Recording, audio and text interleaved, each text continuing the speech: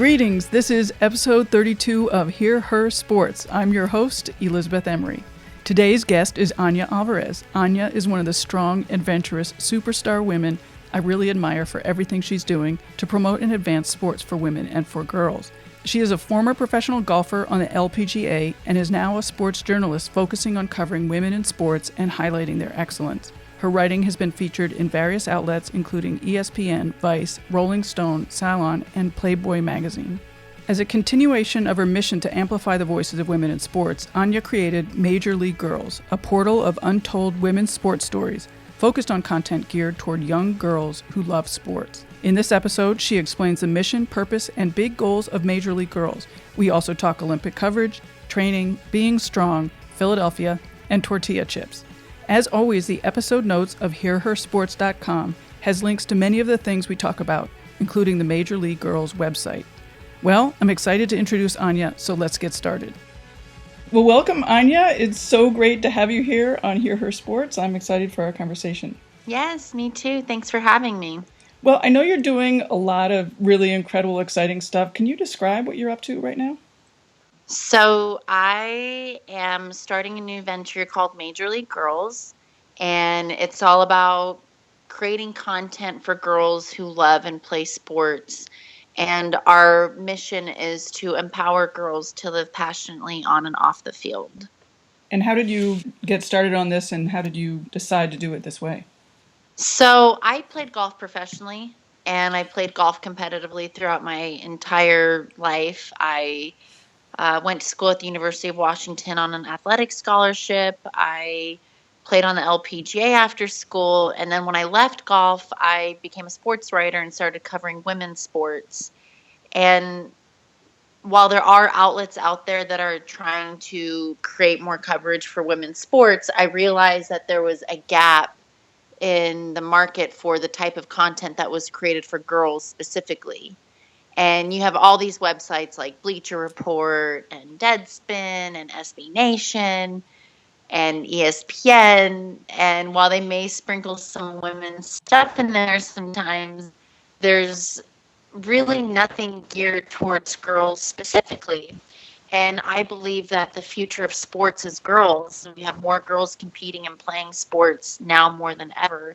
So why isn't there a space for them specifically to share stories with each other and to learn about other women in sports in a way that's relatable for them?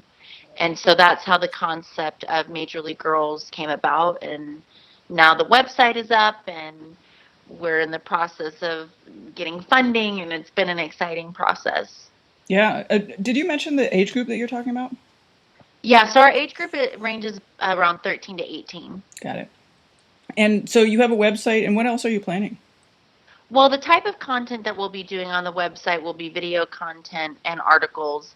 And eventually we would like to do summits, Major League Girls Summits. Nice. Very similar to what ESPNW does once a year, but with more of a focus of bringing younger girls to the summit and engaging with each other, because we envision Major League Girls becoming a community. And it would be great to bring all these girls who are part of the website to be able to meet each other face to face. Are some of the girls going to be doing the writing and the content creation as well? Yes, they will be. Oh, that's awesome. What have you been doing in the past year to get this going? I know you've been doing a lot of traveling. I mean, it's really been a lot of just networking with people and getting the word out and building support internally. This is a very interesting space to be in because we're starting to believe that girls love to play sports and love to watch sports too. And that, that this is a space for them. Thankfully, we're no longer having to try to convince people as much as we used to. But there's also this hurdle of trying to get people to believe that girls actually want sports content. And I really believe that they do. I mean, for me as a young athlete, I would have loved to have had access to content about professional women playing sports that was relatable to me so that I could draw inspiration from it in some way. And I never had that. I never got to see any female athletes on Sports Center or on the front pages of magazines, of sports magazines, or even in women's magazines. They don't do much coverage of female athletes. And I think it's one of those things where if you start creating the content and girls have access to it and they know that it's out there, they will consume it. So that's the main thing, is getting out there, talking to people, spreading the word, and getting them excited about it too. So yeah, let's talk about that a little bit more. With the content that you're creating for girls, are the girls wanting the same content that is being created for men and boys, or do they want something different? One of the things that I have learned is girls want to they like lifestyle content. That's a big part of, anything that you see like on YouTube, right? The makeup tutorials and the fitness stuff, it's all lifestyle based. So showing more the lifestyle side of sports is definitely a key interest of what we're doing, but also talking about women who are breaking barriers. Girls, from what I've seen, really like to see other women who have done the hard work, have gone through the struggle, and who have opened doors for future generations of girls to walk through, because it inspires them. They're like, wow, she did this. I can do this also, or I can do something even bigger. So the type of content we are going to do is going to be lighthearted. And it's also going to deal with some of the issues that young girls face, like when you're going through puberty and your body's changing and developing, and you don't know how to deal with that, along with how it's going to change how you may affect you, how you play on the field. One of the biggest reasons why girls stop playing sports is when they develop breasts, Mm-hmm. because they become self-conscious. And how do you address that? How do you help girls navigate that, so that isn't the reason why they quit playing sports? Or they don't quit playing sports when they start getting their period, because it's painful and uncomfortable when they're having their period and competing. There are ways that we can help provide information to those girls, but there's no main source of a center for them to go to get that information. Let me ask you a question about the lifestyle component of it. I like lifestyle content for sure, but I do sometimes wonder if women and girls are sort of told that that's what they should like, or have been conditioned that that's what they should like. I'm not articulating my question very well, but I sometimes wonder if girls say that they want lifestyle type content because that's what they've been given so far. I can't speak for everybody. I know that I personally enjoy the lifestyle side of sports, and just in general. I follow makeup blogs. I follow fashion blogs. I enjoy it. And it's not that every girl enjoys it. There's definitely girls who don't have an interest in that side of it at all. But for me, lifestyle is a much bigger component than that, where it could be talking about, what does an athlete do in her free time? Right. Does she like to paint? Does she like to go bungee jumping? Who is she as a person? Then that makes up her entire lifestyle, because there's so many more components to an athlete outside of her being an incredible athlete and her training. But there are things too that I think every athlete can benefit from. Like, what does an athlete eat, during their off time? How do they take care of their skin? Those are things that somebody like a Lindsey Vonn is going to have a different skincare routine than Katie Ledecky, who's in chlorine all day. Right. And Yeah. that's not about vanity. That's just protecting your skin. Right. It's not about like, oh, I want to be the most beautiful person. It's just like, I want to take care of my body. So, I think that's a good question, because one of the things that I talked about with my designer when I was designing our logo and designing our website, I didn't want it to be, what do they call it, like shrink it and pink it. Mm-hmm. I was trying to avoid that, to make it appealing to girls, because even though I'm personally more on the girly side, I understand that not every girl is like that. And we want this to be a space where any type of girl feels welcome to come to, that she doesn't have to like makeup to come to it. She can care less about it. And there's going to be content for her too. So, if you look at our logo, we chose really bold Yeah, colors, it's and there's a little fantastic. bit of femininity. There's a feminine touch to it, but it's strong, it's bold, it's powerful, it's, I think, impactful, and it's memorable. And I don't think that the first impression that most girls are going to get when looking at the logo is, oh, this is only for girls who like sparkles and glitter. Right. Yeah. We wanted to avoid that. And I think my question comes exactly from that. Is I worry when girls are given lifestyle, it's dumbing it down, and the way that you're Right. talking about it, it's just another component of an athletic life. Right. Yeah, totally. And if you look at like Michelle Wie, for instance, on the LPGA tour, she has a blog that she started called "What Do We Eat?" A play off her name, Oh, and she loves to cook. She's a photographer as well, a really great photographer, and her food blog is beautiful. And not many people would know that about her. And she shares all the recipes and the type of stuff that she likes to eat when she's traveling. And it's interesting because you get to see a different side of her. yeah, and the other thing about that too is it's a hook to get you interested in the sports, which I think is interesting. And I think that's one of the components that's left out of coverage of female athletes. Exactly. You are able to build a connection with them outside of sport, because even if you're not a sports fan at all, but you love food and you love photography and you run across Michelle Wie's page, you're going to find some common ground with her. And maybe you start following her golf career a little bit simply because you really like this other aspect of her.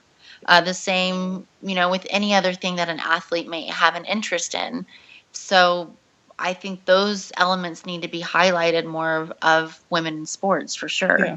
So speaking of golf, you were a pro golfer. What was the transition like between, being a pro athlete and going into your next career of writing and journalism? Man, that was an interesting time. It was definitely scary because I did not know if it was going to work out. You're taking a big risk. I'd played golf since I was 5 years old. And so I I knew I didn't want to play competitively anymore, but I always knew that I wanted to be a writer, and I wanted to make an impact through the pieces that I did write. And it just took a lot of self-belief and the understanding that there were going to probably be trying times, but I think golf prepared me for that because, like any other sport, you're going to have highs and lows.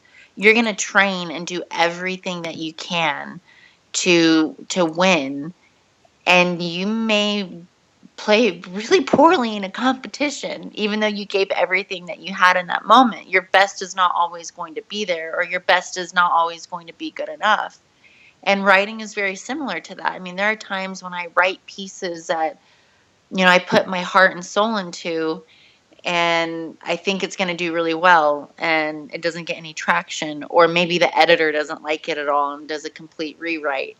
And it's just putting your ego aside. Just like in sport, you have to put your ego aside and continue to learn and grow.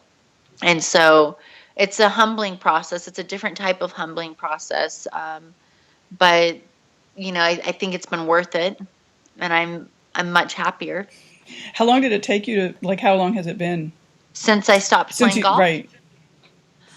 So it's been, I guess, about 4 years now.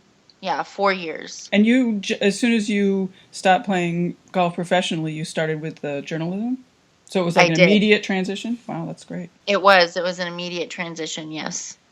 I'm always impressed when athletes who've been focused so much on their sport know what they want to do afterwards, and are able to charge right into it. I was really lucky, I think, because my parents were really good about putting me in different things growing up, so I always had different interests. I was never um I never felt like golf was the only thing for me. And I think that happens to a lot of athletes, especially if that's the only sport or the only thing that they did from an early age.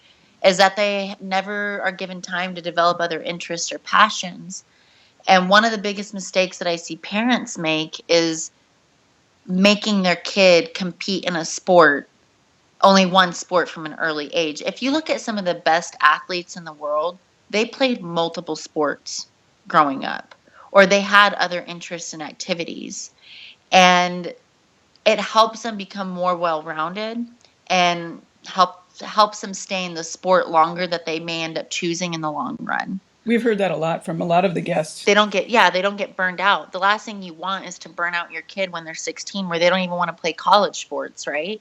So I would just advise parents to put their kids in other activities. And if they go to a sport and it's their choice to want to compete in that full time, then great. But if not, let them be their own person. And my parents did a really, really good job of that. I mean, I wrote for my high school newspaper. I did freelance writing when I was in college. I was in drama. I played soccer. I played tennis. I mean, my main passion at the time was still golf, but I wanted to be a kid and I wanted to have a life. And I think that prepared me for making the transition as well. It wasn't as scary. And, I see this happen a lot, particularly in women's golf, where you have girls out there or young women out there who have been out there a really, really long time and they're unhappy, but they don't have any clue what they're going to do when they leave golf. So they stay and they remain unhappy and they remain miserable. And it's actually really sad to see because they are going to lose a big sense of their identity if they lose golf, if they're no longer competing, and they don't have anything else to kind of help fill that void. It's also hard to go from being, top of your game to starting something totally new. I mean, just, that's a hard transition no matter what. And if you haven't thought about it, it's even harder. Oh, for sure. Definitely. Yeah. Yeah. I mean, like I said, it's a very humbling experience. That's all I can say is you really have to set your ego to the side and allow yourself to fail and get back up and try again. It's interesting what you said about the getting burnt out because there's not a very good carryover between girls who do high school sports to college sports. I wish I remembered the percentage of athletes that go on to do college sports, but it was surprisingly low. Yeah, I mean, I'm not surprised by it, but yeah, I don't know what the answer to that is, but I think part of it is continuing to create safe spaces for girls to play sports and helping them feel like they belong. The more that they feel that they belong in sports, the more likely that you'll see them go to college and play sports and maybe compete competitively.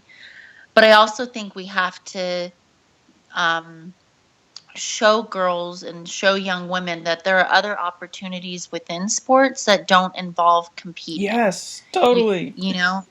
That's not a conversation that's really talked a lot about. And show them to be coaches, show them that they can be PTs, and show them that they can be a GM of a team or be an administrator or athletic director. There are so many avenues that young women can go into in the world of sports that don't involve them competing. And if they can look at sports as an avenue to help them open that door, if they end up playing college sports, obviously that is a huge thing that will open up so many doors for them if they want to work in the world of sports outside of being an athlete. You might see more girls take that route because they'll want to take advantage of that. I think that's so important. And we're in an interesting time because there aren't that many female coaches, female sportscasters, and all those careers that you mentioned. And so it's a matter of, letting these girls know that it is possible. Exactly. They just need to know that it's out there. Yes, exactly. So, the Olympics are coming. And how do you feel about the coverage of the Olympics, Olympic athletes, and the way women competitors have been portrayed over the, last decade or so, and how female athletes in the Olympics are viewed by fans? The last Olympics was really interesting because it was the first time I think that the sexism and how women in sports were covered was really pointed out. And I'm really curious to see what they learn from that. If anything is going to be different. And I do think that it will be different because the scrutiny is so much greater now than it ever was in the past. And I really believe that women in sports have a greater voice than they've ever had before. And social media is a huge component of that, where we can call it out immediately. If we hear a broadcaster say something that's sexist, we can go straight to Twitter and be like, hey, maybe you should have phrased that a little bit differently. And That's great. There's so many more news outlets that we can write for online to also point it out. So I'm optimistic that it will be better. Do I think it will be perfect? No, because there's not going to be an equal number of women sportscasters there. Right.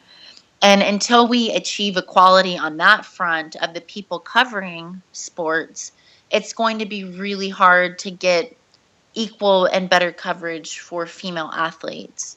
So that has to change. But you also have to look at it too. Women's sports doesn't receive that much coverage in general on TV and magazines and newspapers, on online platforms. And you're putting these guys and even women in the position of suddenly covering women in sports when they don't ever cover it. So they don't have training. They don't have the expertise or the knowledge of women's sports. And suddenly they're supposed to talk about female athletes with no real background in it. I know, and they don't even know the characters. They don't know who these people are, which is a huge part of storytelling, right? Sure. And building a connection.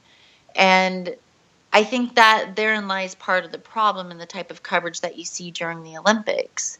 And once you get better coverage and more coverage and quality coverage of women in sports in between the Olympics, then you will see better coverage of them at the Olympics.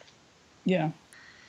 This is something that can change some of these women's lives and set them up financially, especially if they win a medal. They can open up so many doors for them, especially in the more popular sports if you look at stuff like skiing and ice skating. But the stakes are higher for them. And I think, I feel very optimistic about women's sports. I think there's all these little movements and organizations that I see that are really actively trying to get better coverage and to show that women in sports are just awesome, that we're going to continue to see a shift. And these women that compete in the Olympics are going to get more coverage before. So I feel optimistic. Yeah, well, that's a great segue to another question that I have is, what is your vision of women's sports and girls' sports? What is my vision? I mean, the optimist in me would love to see women making as much as men. Me too. Do I think I will see $100 million contract for a WNBA player anytime soon? Probably not. Won't probably happen in my lifetime. But my vision is that we continue to break barriers and that people start to take them more seriously, which is happening. I mean, you can look at the WNBA, for instance, last year. They had a huge, I believe it was a 24% increase in viewership from the year before during the finals. And they had higher attendance at their games throughout the season. If you look at the softball NCAA championship finals, they had I believe it was 1.8 million viewers watching the finals, and they were only, which was just a little bit less than the boys' College World Series, which came in at like 1.9 million. So they were really close in matching their viewership, which is really unheard of in women's sports, right? The LPGA had 100% more coverage on NBC and on the Golf Channel. They had their highest ratings at several of their golf tournaments last year and highest attendance rates. So I think because of all these movements that we're seeing that are on the ground level, that we're seeing more people take women's sports more seriously. And obviously the internet plays a huge part in that, because we can do a lot of self promotion that we wouldn't have been able to do before. So yeah, I mean, for the future, I just think it's going to get better, and I'm optimistic that we're going to see a women's sports network one day, and that we'll be able to watch sports on TV, women's sports on TV on demand whenever we want. And there's actually a woman named Megan McNally who has started something very similar to that called Diana Media, and it's going to be an app where you can stream women's sports events live. So there are women doing this amazing stuff behind the scenes that we don't even know about, that are helping make that happen. Cool. Do you have any theories about why it's been so hard to bring money into women in sports? And maybe also, do you have ideas of how to bring more money into sports for women? Yeah. You can just look at the majority of people who run sports networks and newspapers and magazines, um, and even, management groups, agents. It's majority dudes. And it's, there's not a lot of diverse opinion at the top. And if you don't have diversity at the top, you're not going to be able to bring in a different perspective of why covering women's sports is important.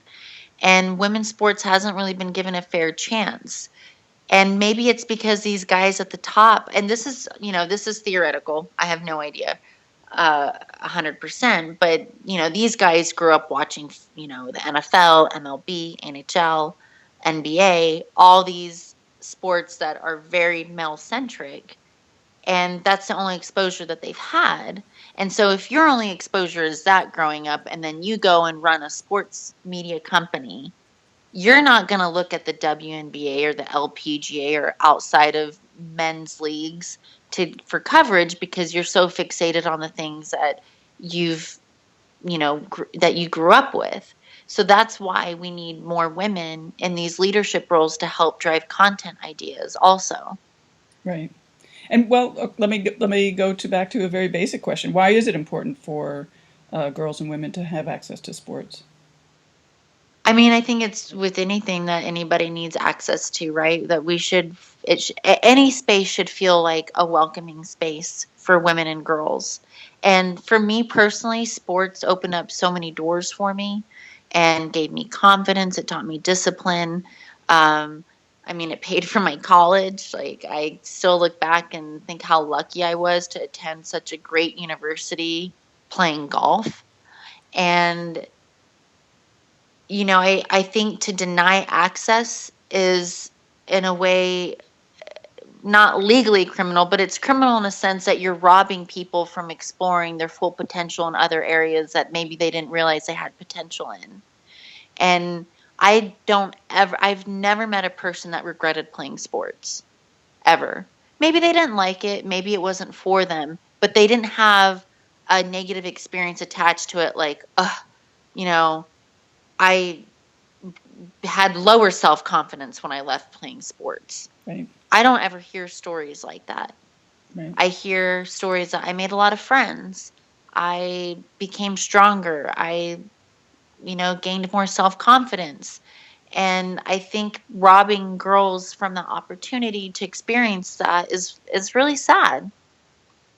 So what are the big issues that you're seeing right now in girls sports? What are the big issues that I'm seeing? Yes. That is a really good question. I think it's, gosh, where do I start? I mean, you still don't. Nancy Hogshead McCarr, who's an attorney and also an Olympic medalist in swimming. She started an organization called Champion Women, and they fight vigorously for Title IX protection. And even though we think that Title IX maybe has solved everything, not every school, not every district is implementing it the way that it needs to be implemented. So as a result, girls still don't have equal access to sports. So I would say that that's probably one of the bigger issues, but also sports is becoming increasingly expensive. and it prices out a lot of families from being able to get their girls involved in sports. And because funding for sports programs in general, like PE, for instance, have been cut from a lot of schools, girls don't even have access to PE. And a lot of schools now are doing a pay to play program. So while before, you would have been able to participate on your girls' basketball team for free, you have to pay now. And that limits a lot of girls from being able to have access to it, and boys too. It's affecting a lot of people, not just girls. But I think access is probably still the biggest thing. And and the other thing is, I will say, coverage. The more coverage we get of great women in sports out there, the more you'll see girls wanting to play, because they'll find something that's relatable to an athlete, and maybe they'll want to try that sport. Right. What do you think about the pay equity as fitting into that? I mean, yeah, you want to make a living, right? And the more coverage that women get in sports, the more opportunity they'll have to get sponsors, and the more they'll have opportunity for people to learn about them and then go to their events, driving up ticket sales and attendance. So I personally believe that it's the media's responsibility to give better and equal coverage to women's sports so that they can help accomplish the goal of equal pay one day. I that it to me, this is an equal pay issue outside of just, oh, I want to inspire girls to play more sports. It's an equal pay issue. um, and if they don't get coverage, they're not going to make money. So they're going to be forced to quit and be forced to do something different than maybe what they had hoped and dreamed to do. What can we do to help? You talked a lot about social media, but is there other stuff? I mean, if you have a women's sports team that's in your city or nearby, go attend a game, buy their gear, post a picture of yourself wearing their jersey on your social media. You know, it's one thing to say I support women's sports. It's another thing to actually actively go out there and be a fan. And whether that means watching it when it's on TV or going to a game, then I really feel, I mean, those to me are the most probably impactful ways um, that you can do that, is to show your support in that way. Cool. I want to ask you a little bit about what you're doing yourself now to stay fit. What's your current exercise regime? My current exercise regime, I lift weights about 3 to 4 times a week, and cardio is still something that I hate, but I do. So whether it's running with my dogs or doing some sort of hit cardio workout, just trying to get it in that way. And I love yoga. I'm a huge fan of yoga. Do you have a favorite kind of yoga? I like vinyasa. I like a little bit quicker pace, and every once in a while, I will do something a little bit slower pace, more meditative. But my mind is too quick, I think. That's fine. Well, that's a little bit aerobic. Yeah, it Yeah, is. It is. yeah. What kind of strength training do you do? So I break it up. I will do legs one day, arms and shoulders the next day. I used to do more full body circuit type of stuff, but I found that my body would get really tired quickly that way. And I found that it's just worked better for me to break it up into different days. Do you like the strength training? I do. I love feeling strong. Yeah. I really, really do. And what kind of gym do you go to? I go to, it's kind of like a CrossFit style gym, Mm-hmm. but not as scary as a typical CrossFit gym. And also, I wanted to ask you, you've been doing tons of traveling, as I mentioned earlier. Has any place stood out or made a big impression on you? In terms of what? I don't know. Something you discovered, or I have to admit, I love Philadelphia so much. I live in DC right now.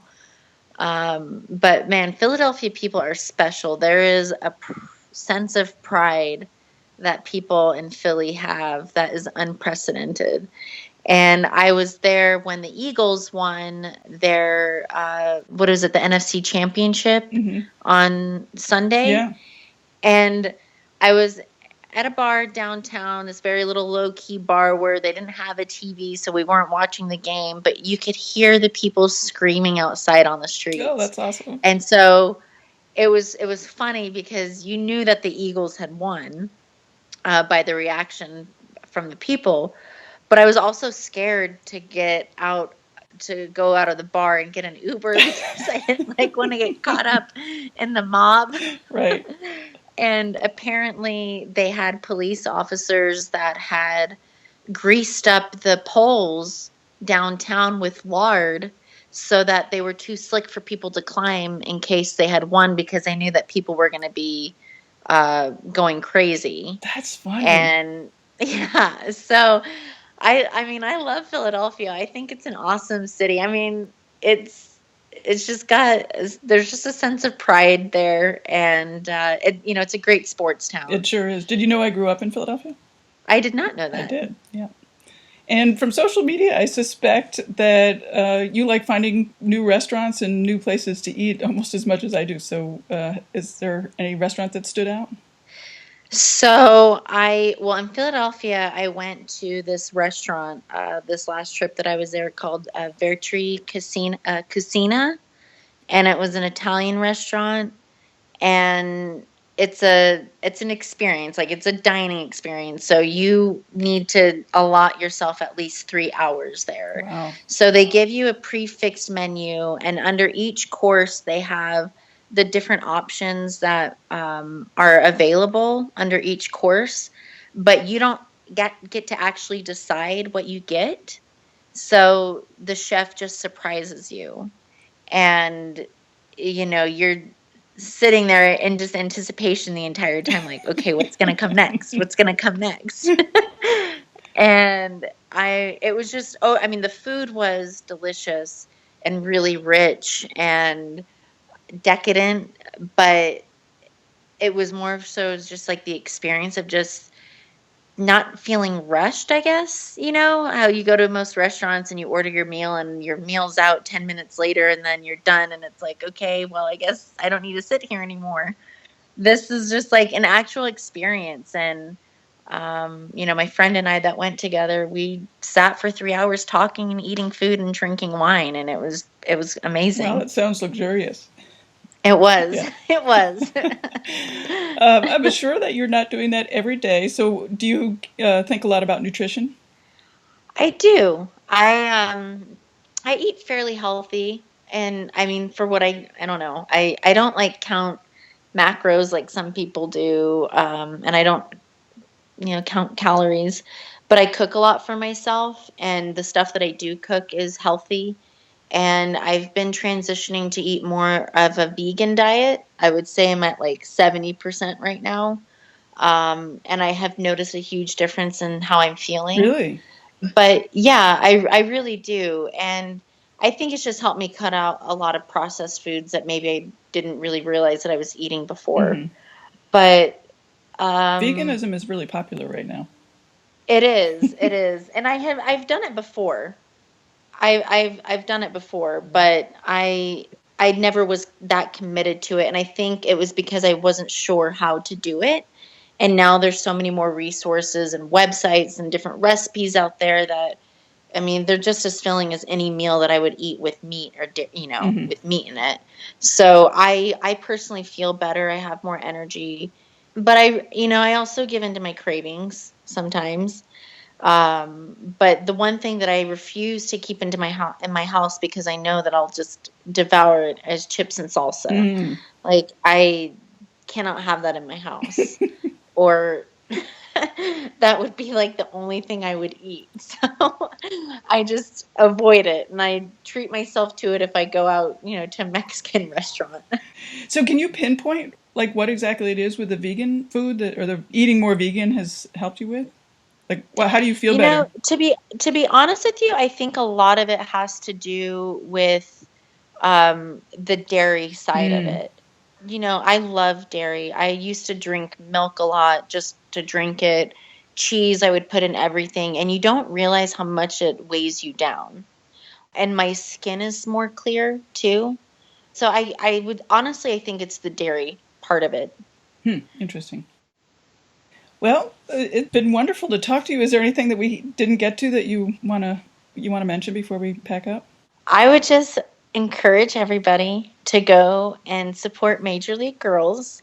And if they have any stories about female athletes that that haven't been told or think needs to be told more or get more coverage, or any girls that are in high school and middle school that play sports that could be nominated for our Major League Girl of the Week, I would encourage them to send any ideas to majorleaguegirls@gmail.com, and we'd love to hear from you. That's awesome. Thank you. And thank you very much for talking to us. Thank you so much. Thanks for having me on. Sure. Talk to you soon. Bye. Bye-bye. Thanks for listening. If you like this episode, please tell your pals about it. No, really, I mean right now. Send an email to one friend just to say these women are awesome. And also remember to sign up for the newsletter and get the link to a Spotify playlist of favorite workout songs of some of my guests. I'll be back in 2 weeks with another episode. Bye-bye.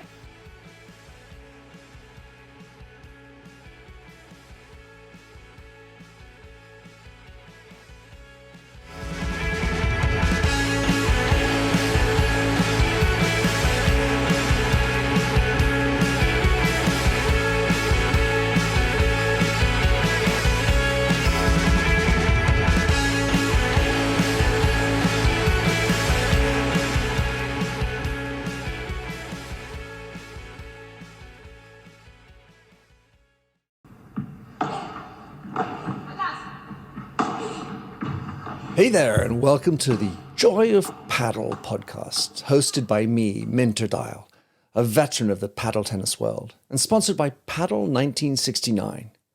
Whether you're a paddle tennis aficionado, just beginning, or have never even heard of paddle, or padel, as it's called in North America, this is an exhilarating new show that delves into the captivating stories of notable paddle personalities worldwide.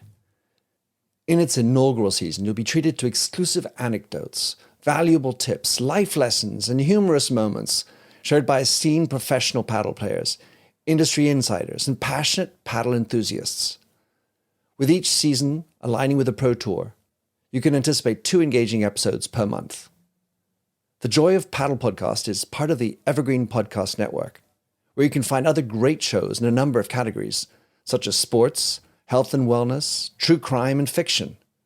To find out more about Evergreen Podcasts, go to www.evergreenpodcast.com. Vamos!